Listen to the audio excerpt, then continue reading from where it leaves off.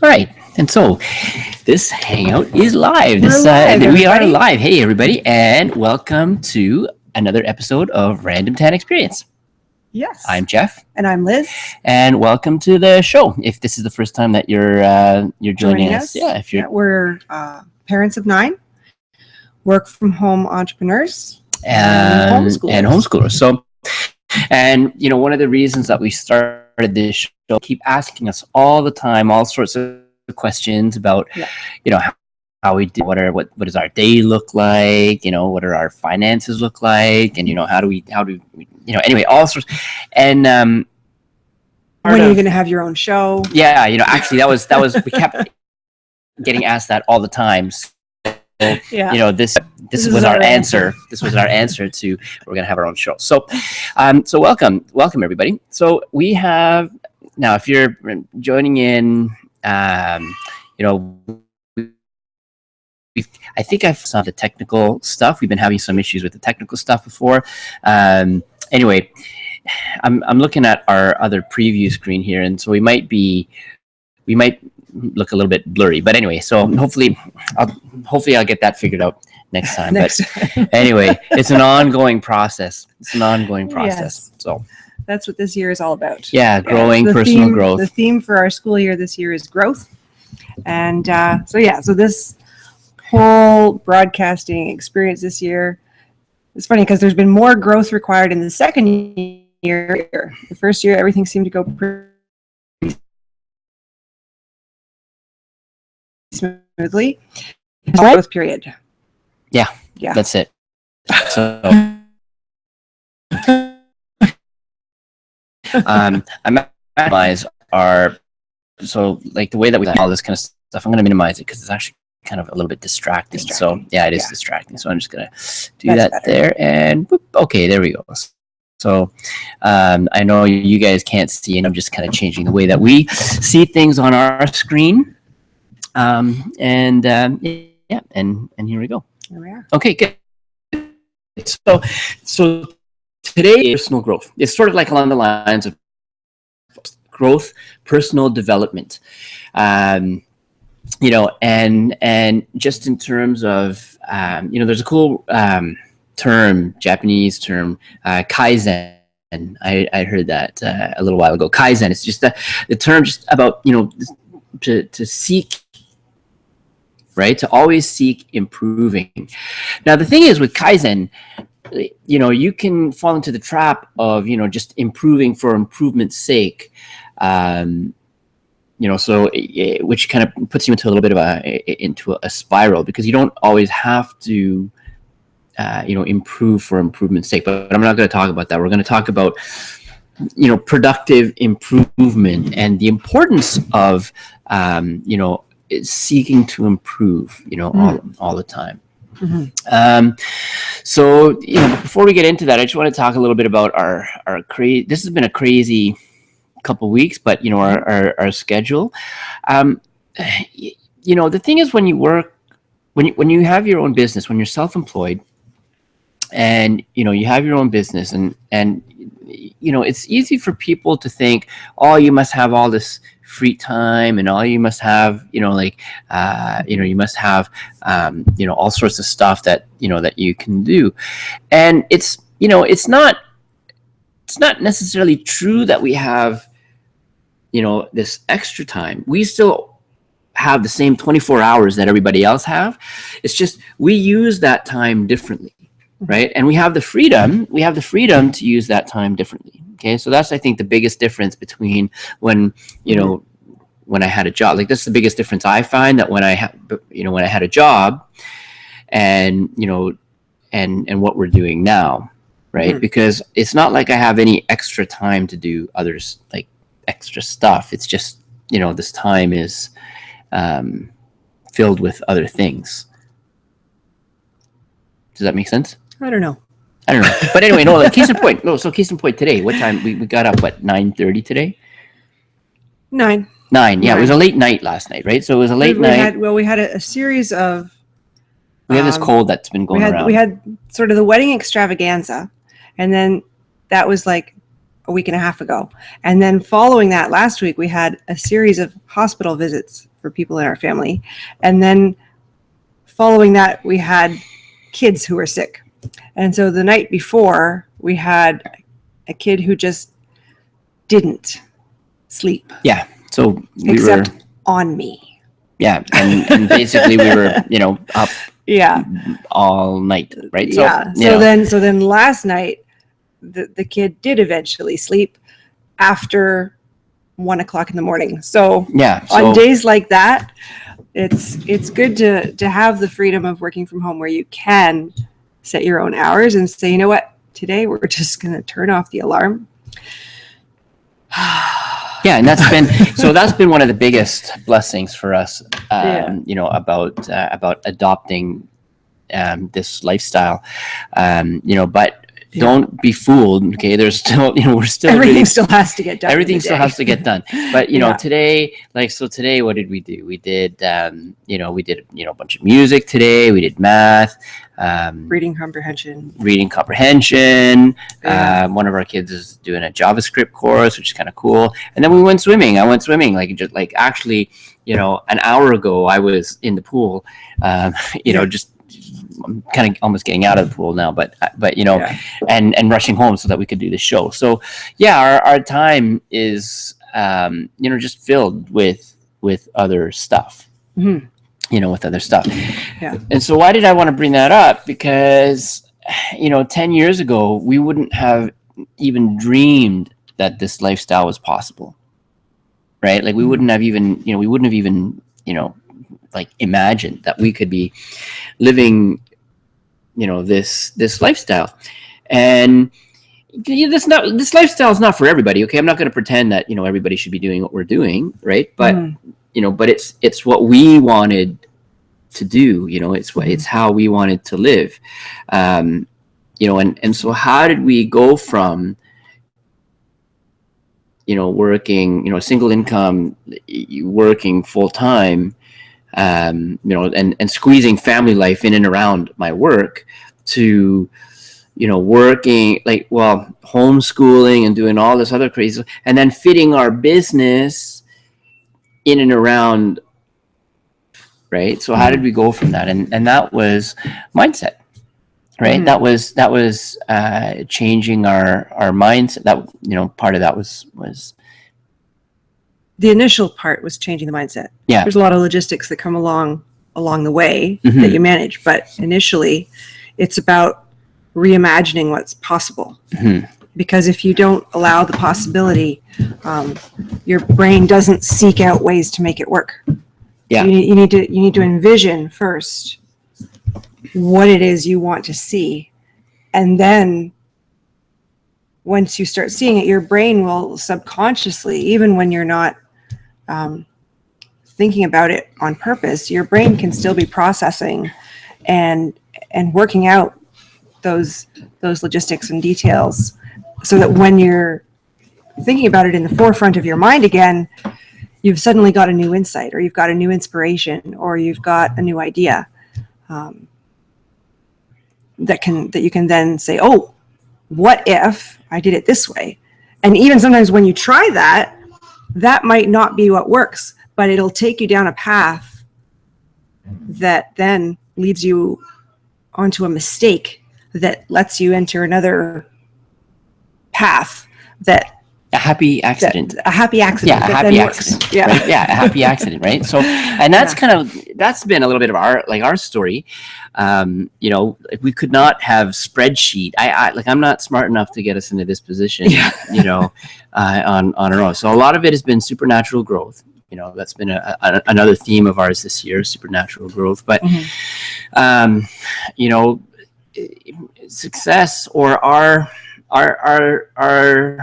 our success into getting to where we are right now has been a series of little stumbling, bumbling, little falls here and there, happy accidents here and there. Yeah. And guardian angels. And guardian angels. And God in our path. Exactly, right. And sometimes it's, you just ask, Lord, okay, if this is not where you want me to go, please make this impossible. That's big. And sometimes that happens. Yeah. but you get redirected into something that you never imagined. Exactly. Right. And it's better. Yeah. Right. Yeah. That's kind of what we're living right now. Yeah. Yeah. Really. Right. You know, and so how does that relate to parenting? Right. How does that relate to parenting in this, you know, in this time? And a lot of us, okay, let's face it, you know, we all know as parents our own failings as parents. Okay. Like we don't have to, you know, like I don't think any good parent out there doesn't at least feel a little bit inadequate from time to time. Yeah. Right. I think every good parent probably has times they feel like a terrible parent. Yeah. Right. Because, you know, because you have a conscience. Right. You can't be a good parent without a conscience. Okay. So sometimes you're going to make mistakes. Right. That's human. But, you know, and then you tie that in with the chaos and the whirlwind of life. Mm-hmm. And then you say to yourself saying, you know, more often than not, there's got to be a better way. There's got to be a better way. Well, okay, so there is a better way, right? And, you know, and that's the beginning of you know, like that's your brain or something inside of you saying, okay, you know, you gotta, you know, it's time for you to look for that better way. Yeah. Right. Or, you know, you're ready, you know, when you start feeling that, it's like, okay, it's gotta be a better way. Gotta be a better way. That's an indication that you're ready to hit the next level, that you're ready to jump up to the next level. Yeah. See, sometimes you're not ready to jump up to the next level. I think it's important to mention that, right? So with mindset, and you'll see this when you really see this when you talk to your friends. Okay, so when you talk to your friends who are not ready to jump to that next level yet, they'll be the first ones who say, well, you know, that's for somebody else, or that's, or maybe you shouldn't think about, like, maybe you shouldn't try that. That would be too risky. Or it's like, what are you gonna do, right? Like, you know, that's when you have your friends that this stuff up and say, there's got to be a better way, and if their first response is, what are you gonna do? And, you know, that's sort of an indication that person may not be the person that's going to help you get to that next level, because they're not obviously looking for a better way. Right. So what are you going to do? Well, what you need to do, okay, is start defining or start envisioning, you know, the kind of, like, I very often talk about lifestyle, right? So I talk about lifestyle, but, you know, what about the parenting? You know, like, how do you know, what kind of, you know, a lot of times when we think about parenting, we're like, yeah, you know what, parent my kids, right? This is how I'm going to parent my kids. And, you know, for the most part, yeah, that's good. That's right. Okay. But when you know, sometimes you got to ask yourself, okay, well, my kids to navigate the world. What are my kids need to help them navigate the world? Because the world is changing. So when we first became parents, the world was a very different place from what it is now. So yeah, I mean, we thought, okay, we're going to do things this way, because that made sense for what the world was then. And as the world changes, you need to reevaluate and also account for the fact that you can't parent every child the same way. No, you can't. Right. And we didn't, you know, we didn't know that before we found that out once we had two kids. Same. They were very different people. From the moment they were born, they were very different. Absolutely different people. I think I'm going to just check on a little one. Yeah. So you start defining the kind of lifestyle that you want to live. You want to, you know, has kind of person has the lifestyle that you want? What kind of person, has the, has the resources that you want? Okay. And work towards or start asking yourself, how do I become that person? Right? How do I have to change my thinking, right, to become the kind of person that type of success falls into? And this is actually a pretty interesting little phenomenon, because a lot of times we don't realize our own they call it limiting beliefs. Even at one time I would have, somebody would have said, oh, you got these limiting beliefs. I would have like, oh, you don't know what you're talking about, because, I have no limits and everything like that. But really what I've come to learn is that, people do have these preconceived notions of things that put an artificial limit to the things that we can experience. Mm-hmm. To the things that we can, the things that we can achieve, the things that we can, accomplish. Mm-hmm. Right. So, and I know, even when we first got married, like I'm sure a lot of new married couples, experience too. Like, I mean, we still had student debt. We still had, like bills to pay and everything. And, mm-hmm. And my first career, which I loved, was still a very, very entry level salary. So it was quite, it was a bit challenging, a little bit frustrating at first. Right. Mm-hmm. And then when we started to change and improve our mindset, right. Mm-hmm. That's when things started, changing for us. That's when things started getting better. When we started actively seeking out ways to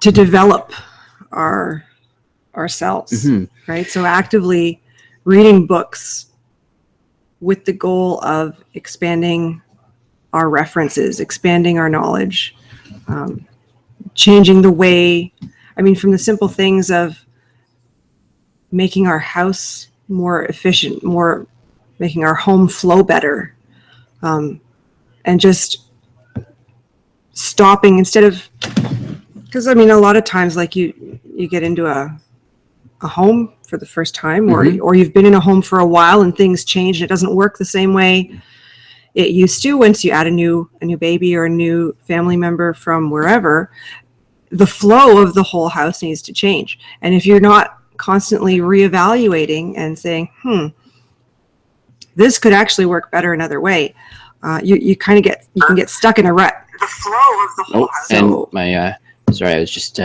looking at another preview screen. Yeah, so figuring out technology all the time, right? So on the fly. So yeah, but it works. Squirrel. It works. Yeah. Okay. We have, one of these days we'll probably have our own tech that make sure that everything is working. Yeah. Yeah. You just need to focus on this one. I know, I guess so. Yeah. Yeah, right. So, changing your words. Okay. So changing your words is super important. That's something Robert Kiyosaki often says, like if you want to change your situation, all you have to do is change your words. Okay, all you have to do is learn how to change your words. Okay, because why do people go to med school? Why do people learn to learn words that doctors use? Mm-hmm. Right? That's all it is. Why do people go to law school? To learn words that lawyers use. Right? If you know the words that are used in the profession or in the field that you want to be in or navigate through, all you got to do is just learn those words. Because then you can communicate about those things, about those words, about those ideas. If you can't communicate about those ideas, you can't grow in that field. That's right. Yeah. So the same thing, with different parenting. We've talked about parenting articles and how sometimes, you got to stay away from them because, they'll make you second guess your parenting, don't, and don't second guess your parenting. Right. But but do be conscious, and be evaluate what you're doing. evaluate Yeah. what you're doing. Be aware, evaluate who you surround yourself with. There's a really good article I read once, and it was a compilation of every piece of parenting advice that was contradictory on the same topics, and it was hilarious to read, because as a parent, you hear all the contradictory advice. Never let the baby cry. No, you have to let the baby cry. Don't feed the baby on a rigid schedule. Just feed them. No, you need to feed the baby on a rigid schedule, and you need to put them to sleep on their back, and you need to put them to sleep on their tummy. And then as you get older, those conflicting messages really they just proliferate. Yeah. They just get more. Yeah. And so what I learned to do is to read articles,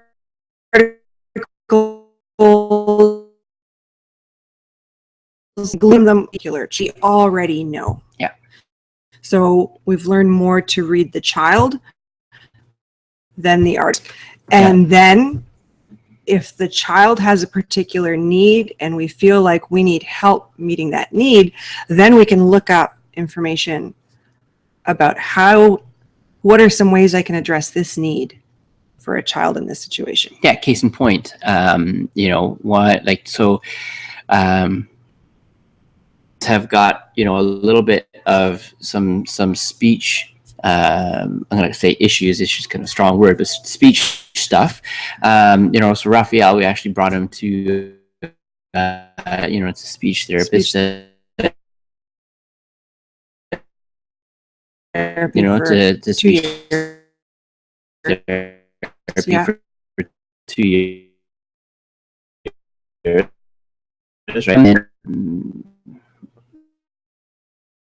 Stop there. So he doesn't pronounce his R's well, right? Mm-hmm. And so what we did was I watched, we listened to a couple of YouTube videos. So now I'm working with Nathan on therapy on his R's. Essentially. Yeah. Right. So, work on his R's. So, that's it, right?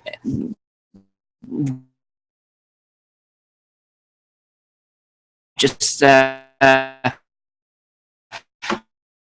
YouTube.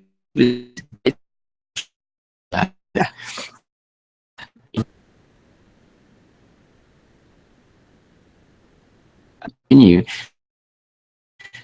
see it come, right? Mm-hmm. Without having to try and take in all the plethora of stuff there is about parenting, right? That you can't possibly absorb all of and use all of, because it doesn't all apply for each child. Yeah. Yeah, I think that's. Yeah. I think that makes sense. I think so. Yeah, I know. But, we always know what we meant, right? And so it's good. All right. So, I guess no, there's lots of stuff that we can keep talking about, but we want to hear what your questions are. Yeah. What your ideas are on this on this topic, and what are some ways that you've had to search out specific resources for your kids or specific solutions? Most parenting advice that you've ever gotten? Hilarious. Hilarious parenting advice. Hilarious or not so hilarious parenting advice that you've ever gotten? Because we've gotten, when you have cultural idiosyncrasies in the mix, you get some really kind of interesting advice from time to time.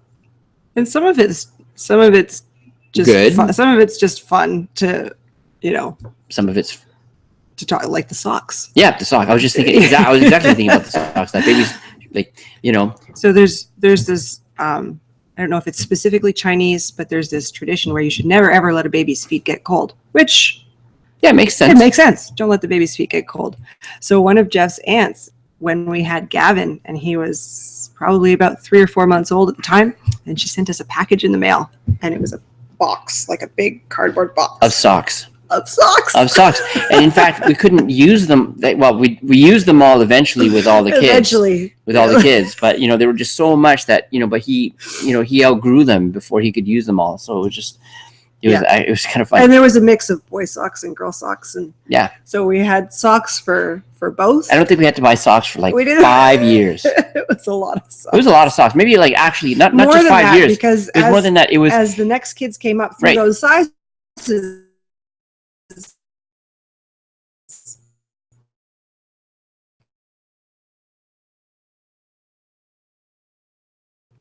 Wore out.